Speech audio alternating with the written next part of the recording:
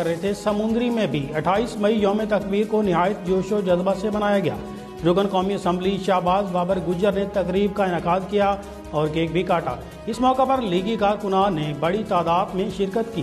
اسی حوالے سے مزید تفصیلات جانتے ہیں اپنے نمائندے شہباز مدنی سے۔ آج بالکل ملک بھر کی طرح سمندری میں بھی آج یوم تکبیر جو ہے وہ انتہائی جوش و جذبے کے ساتھ منایا جا رہا ہے، اور سمندری میں کرما والی حویلی کے اندر آج یہاں پر یوم تکبیر کے موقع منایا جا رہا ہے، اور سمندری میں کرما والی حویلی کے اندر آج یہاں پر یوم تکبیر کے موقع پر جو ہے وہ کیک بھی کاٹا گیا ہے۔ میرے ساتھ موجود ہیں MNA چودھری شہباز بابر گجر صاحب، ان سے جانیں گے۔ سر بتائیے گا کہ آج کے دن کو کس طریقے سے سیلیبریٹ کر رہے ہیں؟ بھئی یہ میں نے پہلے بھی بات یہی ذکر کیا کہ پاکستان کا 28 مئی جو ہے یہ ہمیں 14 اگست کی طرح اس کو منانا چاہیے۔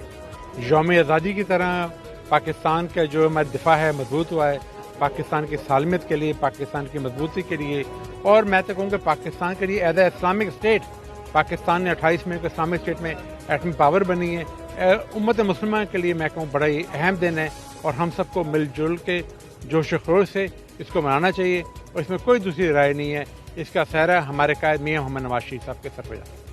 جی بالکل، میرے ساتھ اس وقت موجود ہیں MPA راؤ کاشف رحیم صاحب، ان سے بھی جانیں گے۔ سر آپ بتائیے گا کہ آپ نے آج اس دن کو کس طریقے سے منایا؟ بسم اللہ الرحمن الرحیم۔ سب سے پہلے آپ کا شکریہ ادا کرتا ہوں، آپ نے اپنی آنکھوں سے دیکھا تحصیل سمندری کی تمام عمر سے بچے سے لے کر بزرگوں نے آج یوم تکبیر کو یوم آزادی کی طرح منایا۔ یہ 28 میں یوم تکبیر کوئی عام دن نہیں۔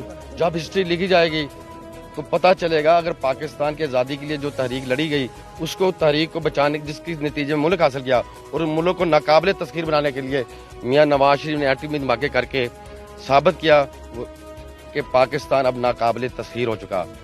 ہمیں بصیرت قوم ہر پارٹی سے بالا تر ہو کے ہر شخص کو یہ دن منانا چاہیے کہ پاکستان اب ناقابل تسخیر ہو چکا، اور کوئی دشمن یا کوئی ملک پاکستان کو تسخیر کرنے کا تصور بھی نہیں کر سکتا۔ شکریہ۔ بالکل، جیسا کہ آپ نے سنا کہ ان کا یہی کہنا تھا کہ پاکستان جو ہے وہ اب ناقابل تسخیر بن چکا ہے، اور کوئی بھی دشمن جو ہے وہ ملک کی طرف میلی آنکھ سے بھی نہیں دیکھ سکے گا۔ جی، فیصل آباد میں نیو انقلاب